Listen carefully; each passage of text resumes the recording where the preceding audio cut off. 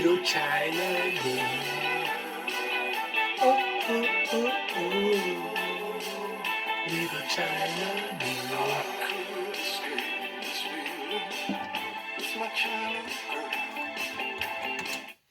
Pessoas, começando com o psicodélico David Bowie, com a música China Girl, psicodélico e andrógeno de David Bowie. Vamos falar um pouquinho sobre o Império Chinês, meus tchutchucos. Na última aula eu comecei a explicar para vocês sobre a origem da sociedade chinesa e agora a gente vai entrar dentro do Império Chinês, tá? A gente viu um pouquinho sobre a China, sobre as características do que é essa grande e poderosa China, e hoje a gente vai entrar um pouquinho mais sobre o processo de formação desse território imperial durante o período da Antiguidade, beleza? A formação do Império vai se dar principalmente, né? Depois a gente viu a dinastia Zhou, né? A dinastia Zhou passou por um período depois do seu fim, né? Um período de desagregação, onde você vai ter uma série de reinos independentes lutando um contra o outro. E dentre esses reinos a gente vai ter um que vai se destacar mais, que vai ser o reino Qin. E esse Qin vai promover um processo de unificação e a formação de uma dinastia, tida como a primeira dinastia imperial chinesa, que é a dinastia Qin. E esse primeiro rei, né, esse primeiro imperador chinês vai ser o príncipe Zheng, ou mais conhecido como, que ele vai mudar de nome, né, com Shi Huangdi. Shi Huangdi, beleza? Shi Huangdi é algo entre um deus encarnado, imperador, unificador, o criador desse império, né? É algo parecido numa tradução muito porca, beleza? Quer dizer muito mais coisa. Tá? Uma das características do seu governo, como eu disse no último período, no último vídeo de vocês, depois da dinastia Zhou, a gente vai ter um governo onde você vai ter uma burocracia centralizadora de pessoas instruídas, né? Onde você vai ter grandes funcionários, ou melhor, você vai ter funcionários públicos que vão ser funcionários instruídos que vão cuidar da administração pública. Eles vão controlar o sistema produtivo, que se refere à agricultura, como é que vai ser a sua produção, quando tem que fazer, quais pessoas que tem que fazer e tudo mais. Você vai ter a questão das obras públicas, que eles vão organizar também, beleza? E essas obras públicas, a gente vai ter um dos expoentes que vão ser feitas durante esse período, que vai ser o início da construção da muralha da China, beleza? A muralha, que na verdade não é uma muralha, né? Um conjunto de muralhas que tem como objetivo principal proteger a China da invasão dos povos vindos do norte, principalmente durante aquele período dos Manchus, beleza? Tá? Outra coisa que eles tinham como objetivo era controlar a população, né? Eles eram instruídos, eles tinham o objetivo principal de também controlar essa população, aplicar castigo, gratificar essas pessoas, beleza? Então eles tinham essa função. Tá? Depois da morte do príncipe Zheng, a gente vai ter o fim da dinastia. Tá? Então, na verdade, não vai ser uma dinastia que vai ser formada, né? A gente vai ter um cara só que vai governar. E depois a gente vai passar por um período de descentralização de poder, de disputas, de guerra civil internas, até que chega o Liu Peng, que vai formar uma nova dinastia e vai passar por um processo de unificação novamente dentro do Império Chinês. Beleza? E a partir daí, a partir de Liu Peng, a gente vai ter a formação da dinastia Han. Beleza? O que ele vai fazer? Nesse processo de centralização de poder, ele vai principalmente dar terras para os seus partidários, aquelas pessoas que estavam do lado dele. Então ele garante a fidelidade, ele garante a lealdade dessas pessoas, dando essas terras, né, e fazendo com que elas se tornem nobres dessa terra, que eles administrem essas terras. Você vai ter um nobre que vai ficar do seu lado a todo momento, né? Durante esse período, a gente vai ter um período de expansão territorial, e, consequentemente, eles vão começar a englobar outras culturas dentro do território. Uma das características desse período é que a gente vai ter uma diversidade muito grande dentro do Império Chinês.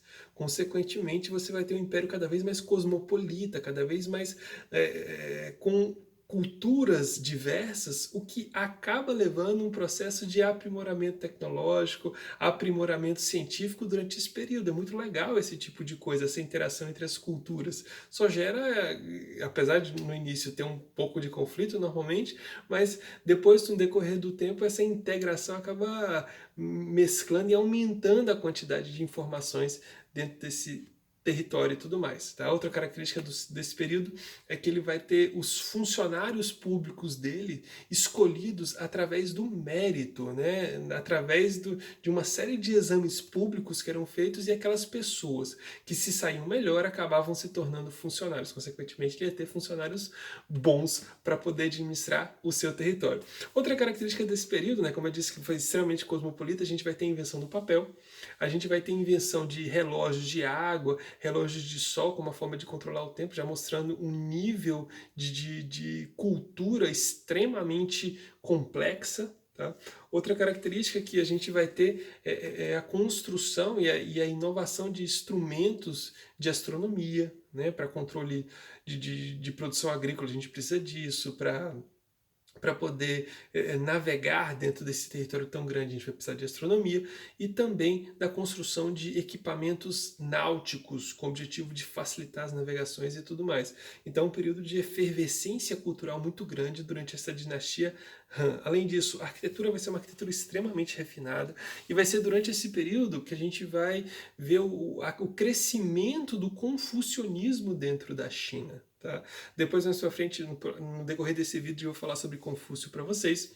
E durante esse período, como uma forma de ajudar nessa administração pública e ajudar no comércio, eles vão criar um sistema único de pesos e medidas, e vão determinar que uma língua vai ser a língua oficial, que no caso vai ser o mandarim, que até hoje, né, é a língua dominante dentro da China. E outra coisa que vai acontecer durante esse período, né, durante esse processo de expansão, durante esse processo de crescimento, eles vão criar a famosa Rota da Seda. Então a gente vai passar por um período de integração cada vez maior entre o Oriente e a região do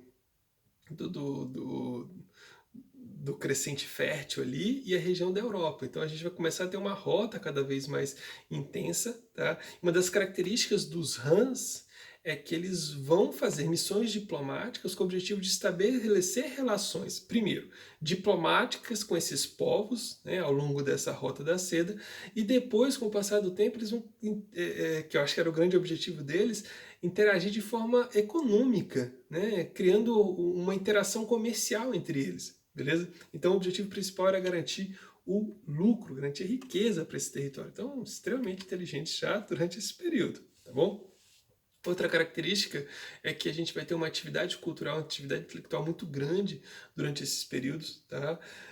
Durante o período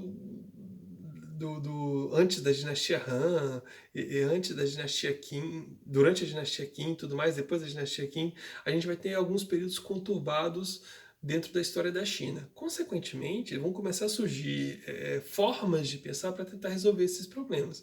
E a gente vai ter duas formas de pensar, duas filosofias, duas teorias de vida que vão ser o confucionismo e o taoísmo, com características bem diversas. Né? No caso do confucionismo, ele vai ser algo muito mais ligado com a questão da prática, com a questão da moral, né? Com a questão da organização social. Ele era muito mais prático, diferentemente do taoísmo que a gente vai ver mais pra frente. Ele estava muito preocupado, né, durante esse período, quando a gente fala do confucionismo, que vai ser criado por Kung Fu Tse, uma busca de uma harmonia social. Ele tentava entender e fazer com que as pessoas vivessem nesse período nesse processo de harmonia. Tá? Qual que era o grande caminho que ele achava que deveria percorrer para poder chegar nessa harmonia social? Primeiro, você tem que ter líderes conscientes, né, daquilo que eles estavam fazendo, tá, das atitudes que eles queriam tomar, e funcionários educados o bastante para conseguir cumprir essas funções. Tá bom? Para ele não importava essas questões existenciais, de céu e terra, para onde que a gente vai, por que eu morri, por que eu tô aqui. Não, nada disso. O grande objetivo do confucionismo é resolver os problemas sociais, né, e políticos de uma determinada sociedade. Tá bom?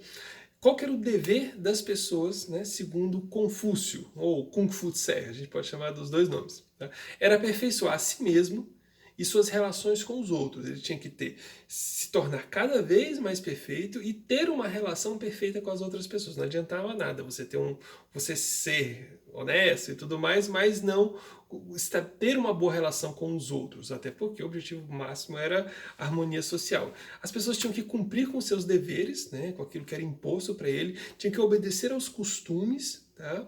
Tudo com o objetivo de garantir a ordem social. Tá bom?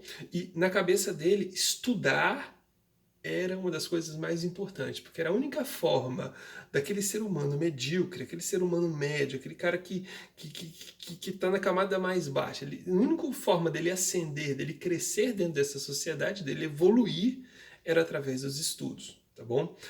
Tem uma frasezinha que é muito interessante, que ele coloca, que é: se você tem uma laranja e troca com outra pessoa que também tem uma laranja, cada um fica com uma laranja. Né? Você trocou com um cara, cada um vai ficar com uma laranja em si. Mas se você tem uma ideia e troca com outra pessoa que também tem uma ideia, cada um fica com duas ideias. Olha que legal. Então essa troca comercial, cada um fica com a mesma coisa. Agora, quando cada um tem uma ideia, isso acrescenta, isso melhora toda a sociedade como um todo. Então, isso mostra que ele estava interessado nessas relações, nessas interações sociais e a busca pela harmonização dessas relações sociais, beleza? Esse foi Kung Fu Tse. Já no caso do Lao Tse, que vai ser o criador do taoísmo, o grande objetivo dele, a grande busca, né, na cabeça dele, era uma harmonia. Não uma harmonia social. Ele buscava uma harmonia do ser humano para com a natureza, né? Um processo de integração cada vez maior entre esse ser humano e a natureza à sua volta. Tá bom? E como é que você conseguia isso? Qual o caminho que você deveria seguir? Primeiro, você tinha que ter você tinha que ter práticas meditativas e místicas para poder alcançar isso. Tá?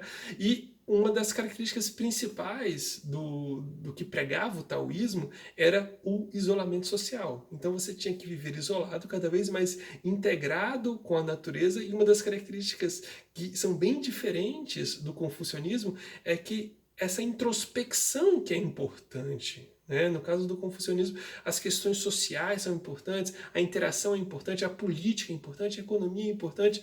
Já para Lao Tse, não. As questões místicas, as questões internas, os problemas internos são os mais importantes a serem resolvidos, e essa interação do ser humano com essa natureza, e ele entendendo a sua própria natureza, que acaba sendo a coisa mais importante.